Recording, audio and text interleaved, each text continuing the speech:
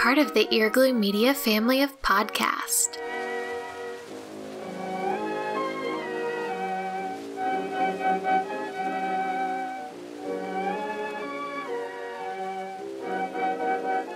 You're listening to Petticoats and Poppies. History Girls at the Movies.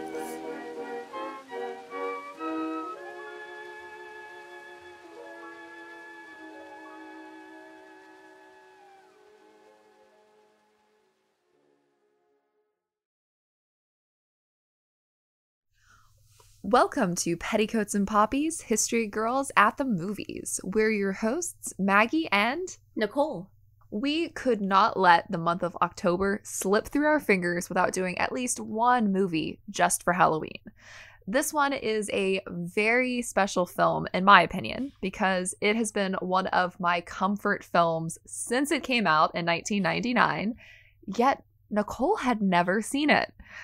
So in honor of Halloween and the Fraser Renaissance, this month we're talking about The Mummy. We really are in the Fraser Renaissance, and I love that for him. I love it so much. He I think it's called lovely. like the Brenaissance, which I cannot. The Brenaissance? I cannot say. Brenaissance? The Brenaissance? Something The like that? Brenaissance? Yeah. Whatever you want to call it, we're in favor here at Petticoats and Poppies. Yes. So The Mummy came out in 1999. There's a reason I didn't see it originally. I would have been 5 years old then. And it escaped me until now, but it was I was written 6. I mean, yeah. It was written and directed by Stephen Sommers. Sommers, I think is how you say it. And it's actually a remake of a 1932 movie, which I feel like maybe a lot of people don't know about it. But it starred Brendan Fraser, Rachel Weisz, John Hannah, Kevin J. O'Connor, Oded Fehr, I think is how you say it. Oded Fehr. Fair, okay. And Arnold Vosloo. It was filmed in Morocco and in the UK, and I found whenever I was looking up stuff about it that apparently they had a lot of issues on set whenever they were filming like in the desert, with like dehydration and sandstorms and snakes. I can't imagine why there would have been dehydration. It wasn't sunny at all. Right? Not at all. Definitely deserts are there hydration issues there? I wouldn't know. I have seen Dune though. But it's an interesting movie too, in that it's a blend of practical effects and CGI, and you know, any of that sort of earlier CGI is real fun to watch back now. But it was a huge commercial success whenever it came out. It made over $450 million on a budget of $80 million, and obviously, like, you have to account for inflation to put that into today's terms, but that's kind of insane. Like, that's a very good profit off of a movie like this. And it has sparked 2 sequels, The Mummy Returns in 2001 and The Mummy 2. We don't speak of the last one. There's just a sequel. There also was like a TV show that was inspired by it, and a prequel, and then there was like a Tom Cruise Mummy movie that was inspired by it. No, that's like it was technically inspired by it. We don't talk about Dark Universe. We don't talk about the Tomb of the Dragon Emperor. It's a lot like the Star Wars sequel, the sequel trilogy. Like, we just don't talk about the third one. It does not exist. But I will say the only thing that exists, there's actually a short with Babu Frick, and that's it. Yes, that's it. I will say, and this might be a very controversial opinion for fans of The Mummy who are listening to this, the Scorpion King 100% has rights. Horrifying CGI The Rock is truly one of the best things that came out of the early aughts. And anyone who says otherwise is categorically incorrect, and you need to know how to have fun. Like, I absolutely love The Scorpion King, and I cannot wait until you get to watch it for the first time, because it is an experience. And it is horrifying, but it is so good. And I love The Rock. Like, The Rock is like my weird, like, he will be my forever hall pass, basically. God, but it's so bad, it's good. And there is really good video games based on this as well, like the early 2000s PlayStation video games. So much fun. Like, there's a whole like everything about this era just brings back so much nostalgia for me. But we don't talk about the third one. It does not exist. There is only one sequel and a prequel. Oh my god, I love that. So, like I said before, I've never actually seen this movie, but my sister and I have been wanting to watch it for a long time because We're obsessed with the Mummy roller coaster at Universal Studios Orlando. It is my favorite ride at Universal Studios. Yes, even over the Harry Potter rides. I'm obsessed with the Mummy ride, and so I really wanted to see it. And I watched it with my sister last night as of recording this, and we kept all through the movie being like, oh, that's what that in the ride is from. Oh, hey, I recognize that. Like, we were really having a time. But I gotta say, like, Rachel Weisz is everything. She is everything in general, but she's certainly everything in this movie. She's fantastic. Nobody prepped me for the fact that in his, like, opening scenes, Brendan Fraser has, like, really beautiful long hair. Wait, have you seen Tarzan? I actually have not. Okay, you don't have to say actually. I am no longer surprised that you have not seen all of the most classic, like, genre-defining, generation-defining films I expected at this point. But if you like Brendan Fraser with long hair, truly, yeah, I need to watch it. Truly in all of his glory. Yeah, you need to watch Tarzan. Yeah, but the way that his hair much looked to think at about. The beginning. Yes, that's how his hair looks in Tarzan. Film, it reminded me, I'm not going to say the name, but it reminded me of a certain theater actor. Oh. Yeah, okay, I just saw it come over your face. Yeah, and I was like, hello. And then you'll definitely like Tarzan. That kiss, like, through the jail bars. If, like, young Nicole had seen that, like, that would have been my sexual awakening. Like, if Beetlejuice hadn't already claimed that for me, it would have been this. But Michael Keaton as Beetlejuice had already laid claim to that. Oh my god. I will say, parts of this movie were really horrifying for me, as someone who is very afraid of bugs. I totally forgot about that scene. I'm so sorry. Bugs. Which actually, I say that. It's very funny because I am the designated bug killer in my house, but that's partially because, like, I see a bug and I'm like, time to die. Yeah, the, like, flesh eating, like, beetle things, I was horrified, but I was like, oh, that's what they're doing in the ride at that part. So at least there was that. But I mean, the special effects in this are very special indeed. Some of them are pretty good, and some of them are date the movie pretty well to the late 90s. It's completely a 1999 film. But I mean, God, the character of Rick O'Connell, like, wow. And also Evie too. Like, I love the whole exchange of, like, I am proud of what I am, and what is that? I am a librarian. Yes. Like, what an excellent character. I love all the costumes. The costume, I was like, period accurate, maybe not, but you look great, girl. His costumes, incredible. I also do see now why so many people said that the Jungle Cruise was, like, ripping off of this movie, which I think is only it's mostly only true just in I think the dynamic, like, between the eccentric brother, the I was kind of gonna say reluctant guide, the reluctant guide, the weird, like, it very was just, similar like, that's archetypes. the only thing. Yeah, Right, exactly. And then, like, the plots are very different, but hey, I love a good siblings movie, and this one, like, they're very fun as a pair of siblings. So I will say there's obviously a lot of whitewashing happening in this movie. Yes. At one point my sister said out loud, oh, look, it's cultural appropriation. Which is funny, actually, watching it with someone who, like, is Gen Z. And I was explaining to her that, like, in the 90s, like, did we even have the phrase cultural appropriation? Like, I don't think we, like, had that as a concept yet, really. No, not in the way that it's used today. Right, like, that's the thing. Like, you have to give them, I think, a little bit of leeway, in that, like, I think they probably, at least with bits of it, just genuinely didn't know any better. But it is very whitewashed. Like, you know, it's 100%. Two of the lead characters are supposedly half Egyptian, and they're as white as I am. But you know, and that's just the beginning of it. Right, and that's what I mean. Like, it's, yeah. And so I want to acknowledge that, like, that is an issue within the movie. But overall, I really enjoyed this movie. I definitely understand why it became sort of the it's not quite a cult classic, but I almost want to call it a cult classic. No, it is. It's 100% a cult classic. Well, typically with cult classics are things that, like, didn't do particularly well, whenever they came out. But You there's know what I definitely mean? some Like, outliers particularly that with- are both very popular and also cult classics that like yeah. live And on this actually well beyond. this did decently with critics whenever it came out too. Mhm. It was like mixed positive. Hence me being like, I don't know if I want to call it a cult classic, but it definitely has a cult around it. And so I totally understand why now. Yes. Oh my gosh, this movie, I have honestly lost count of how many times I have watched it.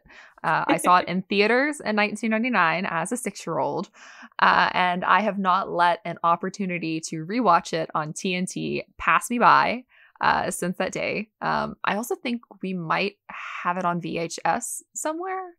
Incredible. Yeah. But like you said, the Universal Studios ride, oh my God, I have been to Universal 3 times, and it was only 2019 that I finally rode the Mummy ride. And it actually ended up becoming my favorite ride in the park. And my mom and I rode it like 4 times, I think. Like, my mom's not a big coaster person, but she got like the little straps to hold her glasses down. And so she was like, let's keep going. I love it. And like the fire and like everything in it. So much fun. Really great experience with that. And that's like one of our favorite movies to watch. We like always watch it when it's on reruns.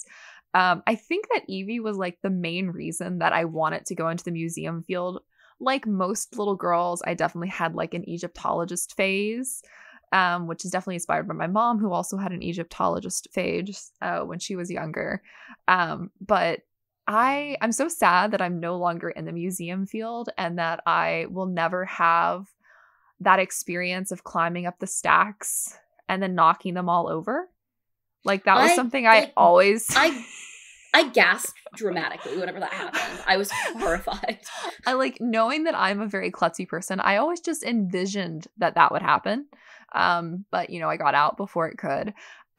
Brendan Fraser and Oded Fehr like sparked so many thoughts in my young, impressionable mind.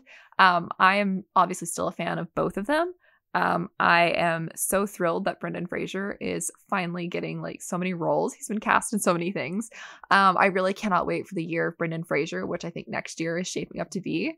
But also like Oded Fehr has been like one of my favorite actors for so long. I love seeing him in some of the new Star Trek and stuff. It's been really fun to see him kind of returning to like a pop culture kind of icon figure.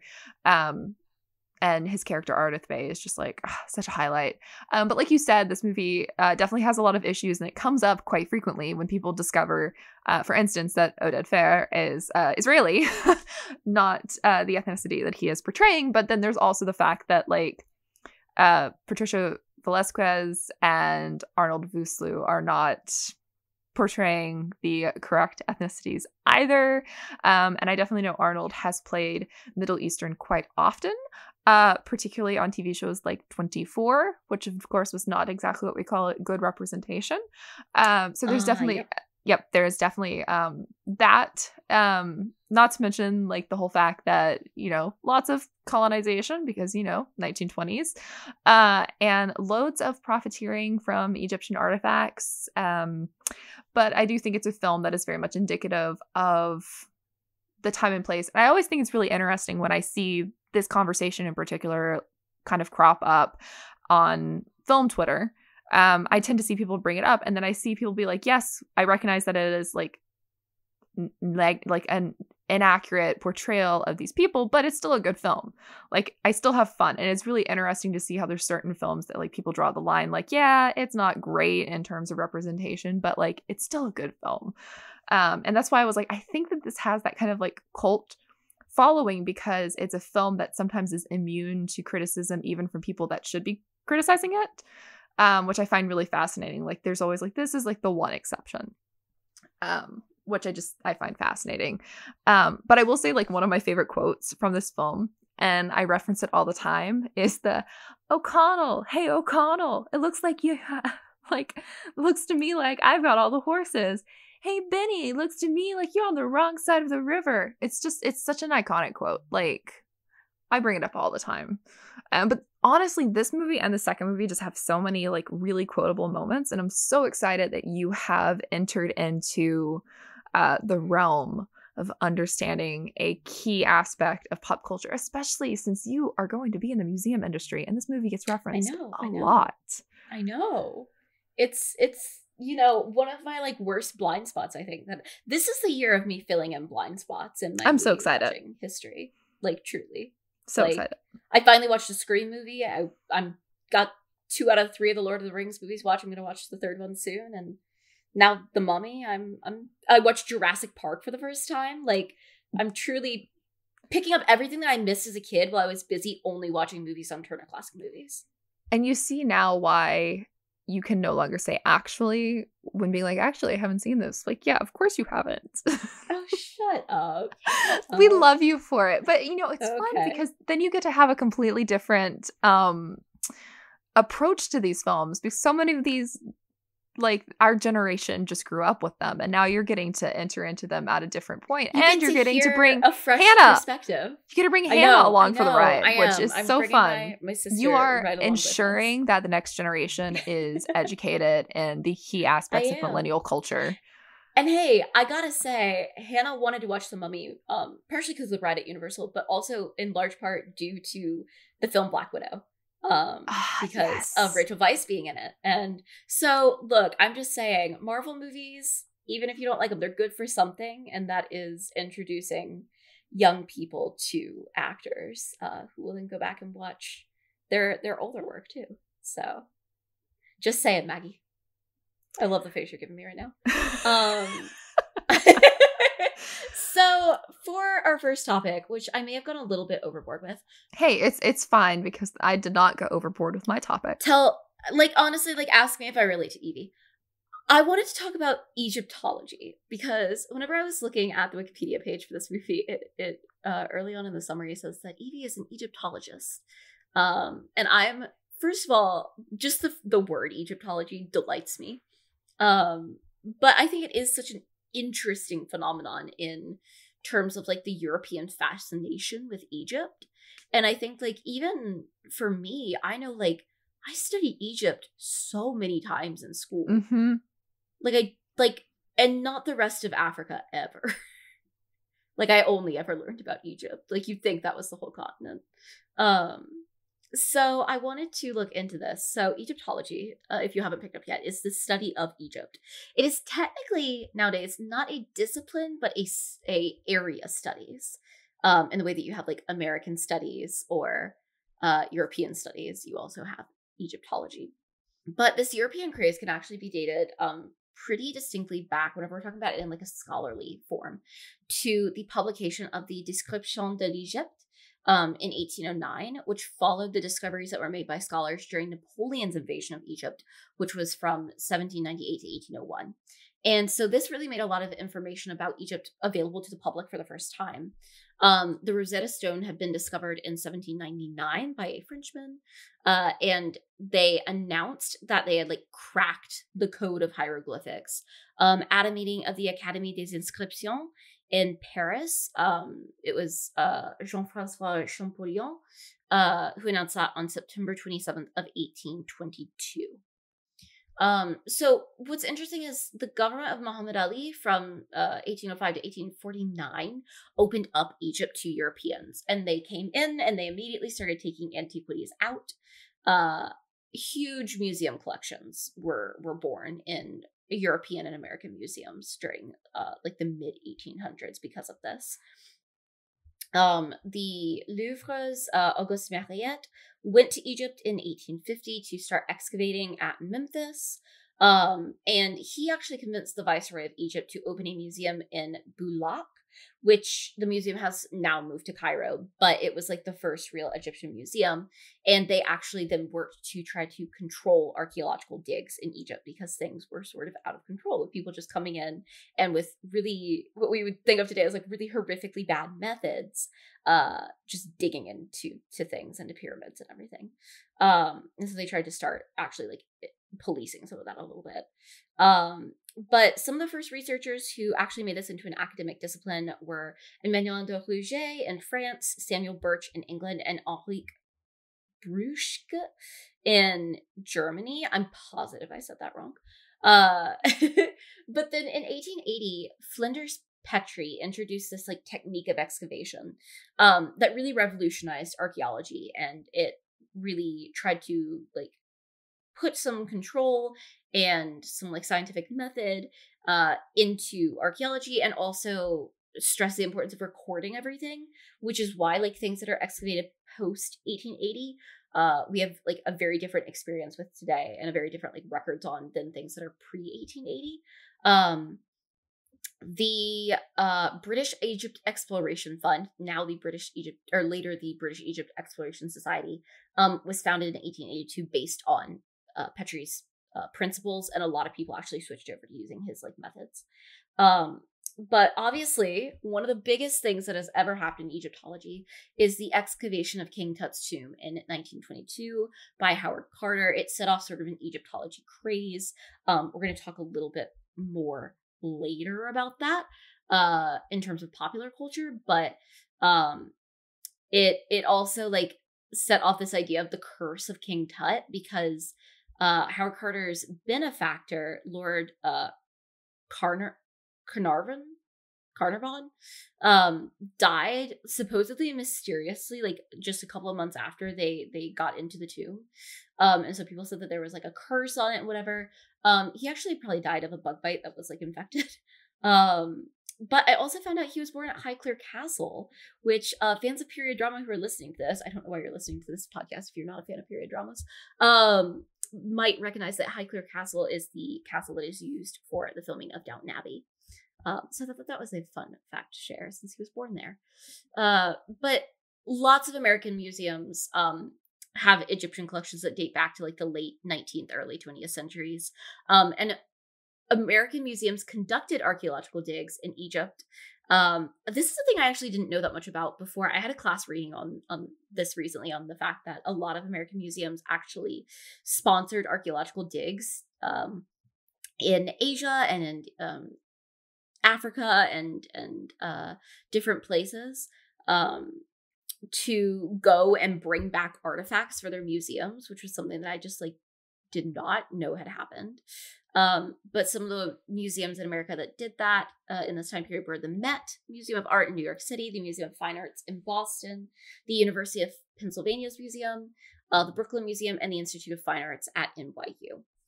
And so after 1952, Egyptians finally become more involved in the Egyptology field, and you have more local museums actually opening in Egypt.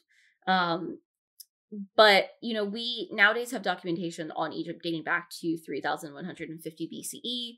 It continues to be a thriving academic field, though it's no longer as like trendy as it once was. And obviously there's a lot of issues around the amount of objects that were taken outside of Egypt. Some of them, you know, essentially stolen or looted from the country. You know, there's all that stuff about how the British Museum is basically just all stolen goods. Which is something that the museum field is kind of continuing to contend with today. I had an entire lecture on it already in one of my classes on sort of how do we reckon with that and what is the right path forwards, which is an interesting conversation to have. We definitely see in this movie some, you know, Europeans and Americans coming in and just diving into things that, you know, maybe they shouldn't be diving into for different reasons. And I think we typically talk about today. We're not typically concerned with curses. But I also want to talk a little bit about Egyptomania, which I also read some stuff about, which is the sort of non-scholarly obsession with Egypt. The sort of just like pop culture obsession with it. And I do think Egypt is a country that is very, very prevalent in Western pop culture, maybe more so than any other, definitely more so I think than any other African country, but I think maybe even more so than like any other non-Western country. And this actually dates back to the ancient Romans, who were like kind of obsessed with Egypt. And a lot of what we had prior to, you know, the early 1800s in Europe about Egypt actually came through the Romans. Enlightenment authors, so romantic poets, they were all very interested in Egypt, again, sort of through this lens of the Romans. But then once people actually started being able to go over there and bring back items and do these archaeological digs, it only got more intense. London's Crystal Palace exhibition in 1854 had like reconstructions of Egyptian buildings and then also like Egyptian artifacts brought over for it, and that obviously sparked a lot of interest in it. Egypt has featured in movies since literally the earliest days of cinema. There's tons and tons of films, TV shows, songs that have to do with Egypt that are, Western made. But the excavation on King Tut's tomb in the 1920s actually sparked like a huge trend of Egyptian motifs and clothing and jewelry and furniture and architecture and like everything that you can think of. Herbert Hoover had a dog named King Tut, apparently. Which is that somehow feels right. Right, that's bizarre. Particularly Americans at this point in the 1920s were really obsessed with King Tut, even more so than Europeans. And Howard Carter became like a celebrity in America after discovering King Tut's tomb. And there was even a 1923 song that was super popular called Old King Tut.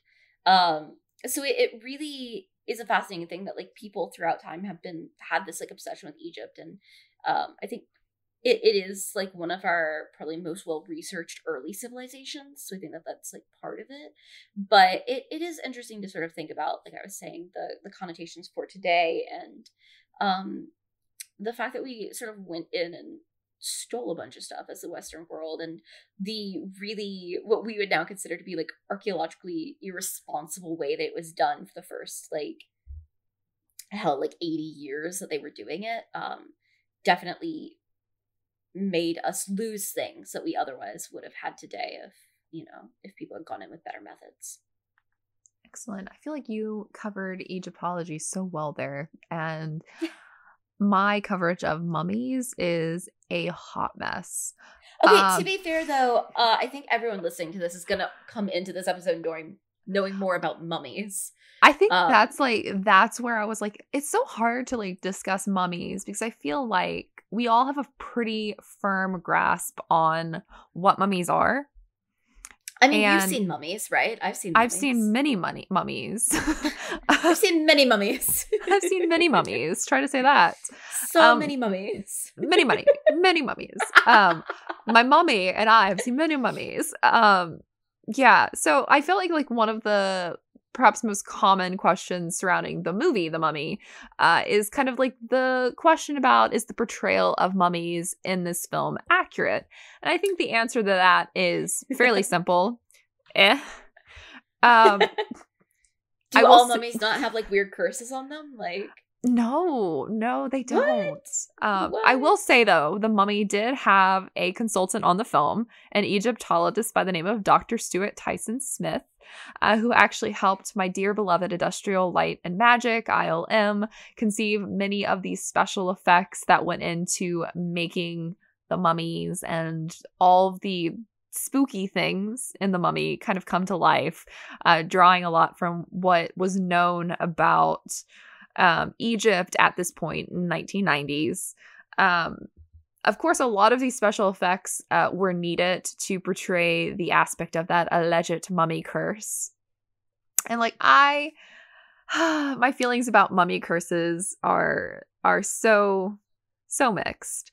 I love the idea that the Egyptians, set up curses to prevent people from pillaging and plundering their tombs. But in reality, the people who died from opening tombs up did not die from a curse. They died from pathogens in the air. It would be like if you and I went and opened up a mausoleum tomorrow of somebody who had been dead for 200 years and, ruffled around in their things and, breathed in some fun things that have been, in stasis for 200 years. And then we would probably die in about a week.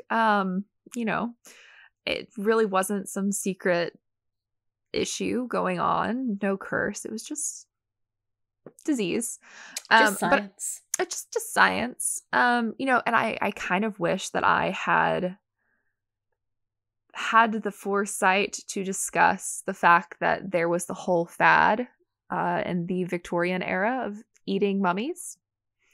Oh God. I like to forget about that fact because it is genuinely one of the worst historical facts. It's one of those things that feels like it should be like stranger than fiction. Like this should be like two truths and a lie, and this should be the lie. But this is a thing that did indeed happen, and it's actually why there's not a lot of mummies that you would think, because obviously this era in Egypt was around for a decent amount of time, and you would assume that a number of people were mummified. And a lot of those mummies got eaten by rich Victorians who wanted to, eat a mummy. Eat a corpse. Yeah. Eat a corpse. Really grim, really grim. That is where those are the people that should be cursed, because that just is 50 shades of unhealthy and horrific. I can't even say it. Horrifying. But yeah. So, I mean, like, they have this whole curse that's in the film, the Hamdai. It's alleged that this is a real curse that was used by Egyptians, but it was like such a horrifying curse to inflict on somebody that it was like very rarely done unless you really did something horrifying. I'm very skeptical. It just seems like some sort of myth that was perpetuated to demean Egyptians. Yep. But, I think what's interesting about mummies, and again, this is all stuff that I feel like most people, if you took any sort of history class in high school, are probably aware of. After death, the pharaohs of Egypt were usually mummified and buried in these really elaborate tombs. Other members of nobility and high-level officials would have also received the same treatment. Mummifying people was a very hands-on process and a very costly process, so the common people were not mummified.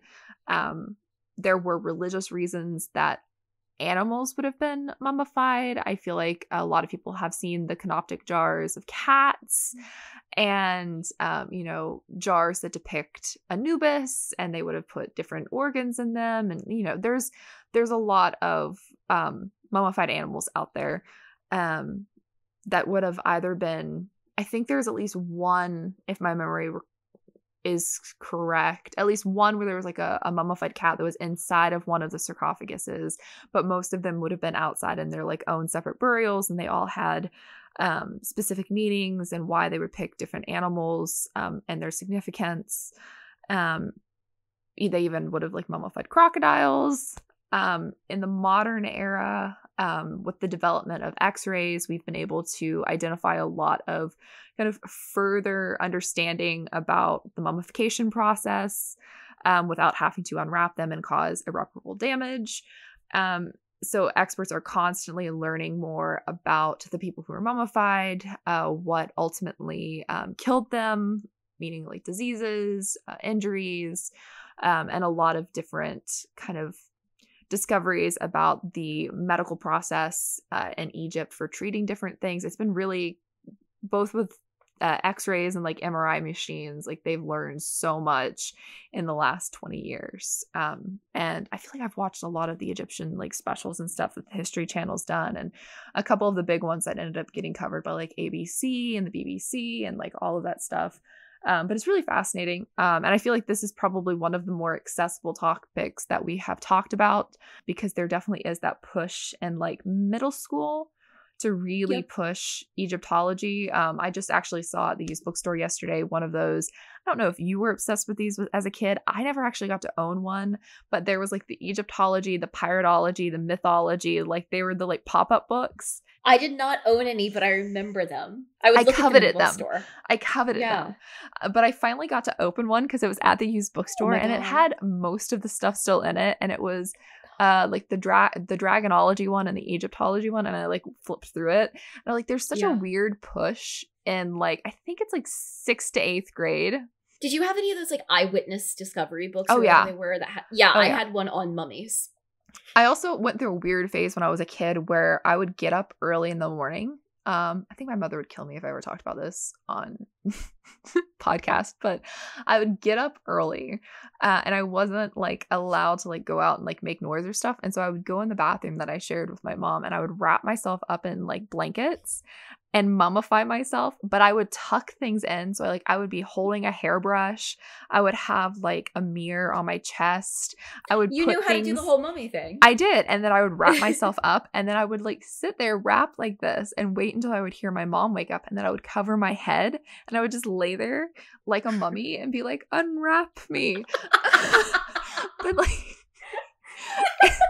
I'm so sorry for everyone having to hear me laugh this hard on the podcast, but oh my god, Maggie. How old were you when you did this? I would have been maybe no older than 10, like 10 at the absolute most. So freaking cute. It was definitely because of this, because like this was my jam as a kid. Oh, I'm literally obsessed. I'm obsessed. Yeah, it would have had to be somewhere between 8 and 10. 8 and 10. Oh my god. Because I wasn't in public school anymore. Yeah, it was one of my greatest accomplishments. And whenever I bring it up, she just kind of like rolls her eyes, like, yeah, it was something. Because I think my recollection of it was that it was a really like accurate portrayal of a mummy. And you were like, reality, I'm killing it. I'm really killing it. But in reality, it was probably this weird kid laying on the bathroom floor with things draped on her. But that's why I'm like, I feel like there's such a push at that period of age from like early elementary school into middle school where like you're either like the Greek mythology kid or the Egyptology kid. Yep. And I that's was why a I'm Greek like, mythology kid. of course you were. Of course okay, I was. Literally. Miss Annabeth. Yeah, there it is. But like a true Annabeth Chase, I had to know a little bit of Egyptology too. Well, there you go. There you go. Because I had to know a little bit of everything. Did you know about Plagues of Egypt? That was a smooth transition. It was a really good transition. Yeah, I actually also went through like a very brief religious phase around that time. It lasted for like a year and a half. Yeah. But so one of the things that they do touch on in the movie is the plagues of Egypt, which I thought was interesting. There's also one comment that I was like, oh, okay. Where the mummy is coming at, I forget the character's name, and he starts like showing off his like different religious like necklaces to try to like ward it off or something. And then the mummy sees the Star of David and he makes some weird comment about like, people make good slaves or something. And I was like, he does. Oh, okay. So I thought that I would give a little information on the 10 plagues of Egypt. It comes from the book of Exodus in the Bible. Mm-hmm. And they are the plagues that are inflicted, or I guess also the book of Exodus, like in the Torah. But they're the plagues that are inflicted on Egypt to convince the Pharaoh to let the Jews or the Israelites, whatever you want to call them at that time, out of slavery. And the 10 things are, I think I have this in the right order, turning water to blood, frogs, lice or gnats, depending on translation. Either wild animals or flies, pestilence of the livestock, boils, thunderstorms of hail and maybe fire, depending on the translation, locusts, darkness for 3 days, and then death of the firstborn. Kids. And so what's interesting is a lot of these actually do correspond to like Egyptian mythology and like Egyptian gods. Like there is a god that I think their symbol is a frog. And there's another one who is like associated with, I want to say like the cow or something like that. So they do like tie into that somehow. Most historians agree that like these are probably not actually based in history. There's like very little historical record of any of these happening. And you would think that there would be record of them if they had happened. Although some of them like certainly could have happened. Scholars agree. Like the locusts, for example, like very much could have been a real thing. Thunderstorms, like sure. Even pestilence of the livestock, although like it is very unlikely that these things happened all one after the other like is described. And certainly the death of the firstborn thing and the darkness for 3 days, there's no evidence of that. I believe it's Hathor. That was the cow. Sorry, my brain was just catching up. Thank you But yeah, there's very little evidence that was a literal thing, at least. And there is this thing called I'm going to kill this pronunciation, but Ipuwer papyrus that is occasionally used to try to like confirm that these happen, or some of these happen, but it doesn't really hold up. Like it doesn't seem to hint that like it actually happened in a 10 Plagues of Egypt type format. Just that like maybe some of these happened. So yeah, I just thought that I'd give a little bit of context on that because it does come up. It's like a little bit of a plot point. And it kind of threw me off whenever they suddenly brought that up because I like might sound very dumb, but I feel like typically whenever we think of Egypt, we're thinking like of sort of this more view of like King Tut and all of that kind of thing, and not thinking about the fact that like a lot of early biblical history like crosses over with Egyptian history. Well, history, I say. Yeah, so I thought that was interesting. I want to give a little bit of context on that. And now I know I like these costumes are not historically accurate, but this is one of those times where I'm gonna say I don't think I care, and I would like to own everything that Evie wears. Same. So the costumes were designed by John Bloomfield. He has been designing costumes since I wrote this wrong in my notes, but since 1966.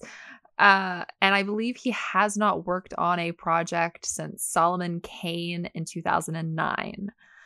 He's up in his 70s now, so he deserves some rest and relaxation. He has worked on a number of really big projects, including Labyrinth and Robin Hood, Prince of Thieves. He also won a BAFTA for his costume design. And for any Whovians who are listening, he also worked on classic Doctor Who as a costume designer, which I thought was quite cool. But he has a very tremendous resume of projects that he has worked on, and a number of awards and nominations that he has received for that contribution to the costuming world. Like you said, none of Evie's costumes are historically accurate at all. But I really love them. And so for that reason, they are perfectly fine.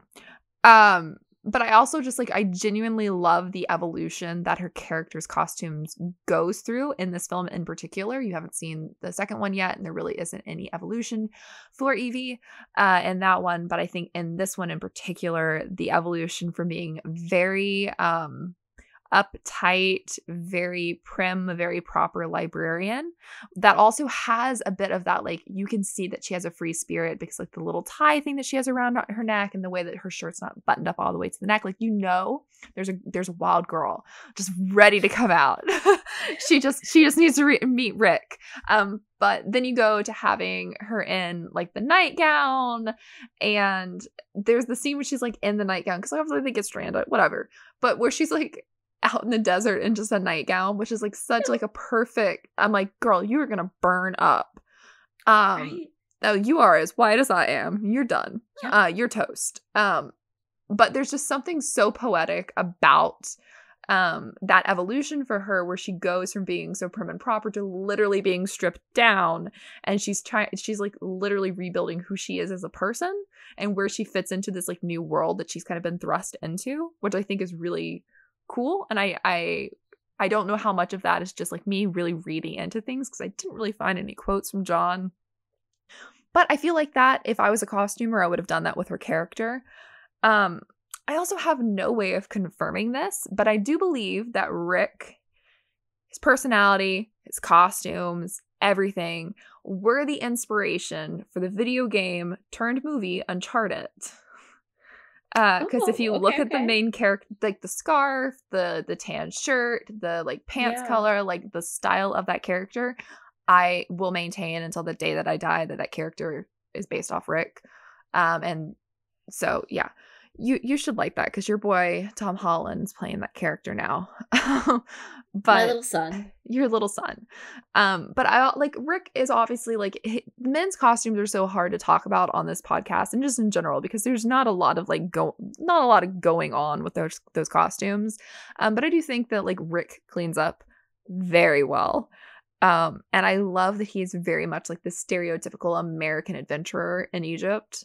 Yep. Oh, definitely. But his best look is definitely when he is behind bars. I agree. Very much his best look. Much to think about. I did find much to reflect on. Much to reflect on. I'm so sorry for our listeners. But listen, I'm sorry. I watched Dune a few days ago and I haven't recovered yet.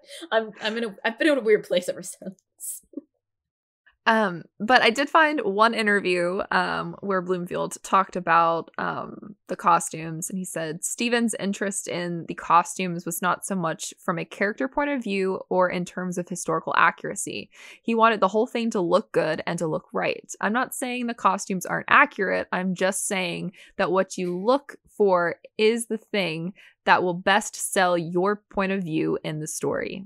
And I think they did that. They're not accurate. They're good. And that's all that matters. And I think maybe if like the acting wasn't great or if the direction wasn't great, people would harp on the costumes more. But I think because this movie is generally all angles from cinematography to direction to performance to even special effects for the 90s, I think this, from every angle, is just a really well-rounded, well-produced, well-done film. And so the costumes were just like, yeah, whatever. They're fine. They look nice. They look nice. Everybody looks pretty. Yeah. Like, I mean, like the Egyptian style costumes are totally inaccurate. Yep. Like that's not right. That's very much a white view of exotic Egypt. Yeah, it's more to do with Egyptology than to do with Egypt. Let's put it that way. Yeah, it's glamour and it's good. And it's I'm so glad that you have finally joined this very elite club. I know. A very large elite club. It's a very large elite club. We let anybody in who loves it. Amazing. Well, yeah, thank you for going on this journey with me. And thank you to our listeners for joining us in our 34th episode about The Mummy. Insane. Which is on HBO Max if anyone is looking to watch it. And as always, we would love to hear from you on social media and to hear what you think of The Mummy. I know that this is a fan favorite, so I would love to hear your opinions. Who's your favorite character? You can find us on social media to let us know at HGATM Podcast on Twitter, Instagram, and Facebook. You can find Maggie over at Maggie of the Town, and you can find me at Nicole Ackman 16. You can listen to our podcast on Spotify, Apple Podcasts, the Earglue Media website, and as always, on Audible. If you like what you hear, don't forget to leave us a rating over on Apple Podcasts and on Podchaser. Every few episodes, we'll be reading your reviews, so be sure to leave us one if you would like to be featured. We'll be back soon with another episode as we continue to look at period films from a history and film perspective. Happy Halloween. Happy Halloween!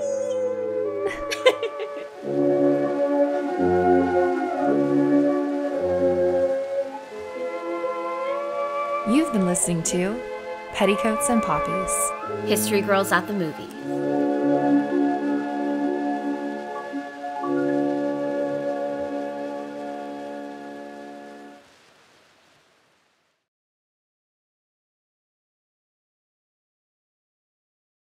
Happy Halloween. Happy Halloween! That was so cute. What just happened? I like freaking bats. I really like that. It's freaking bats. I love Halloween.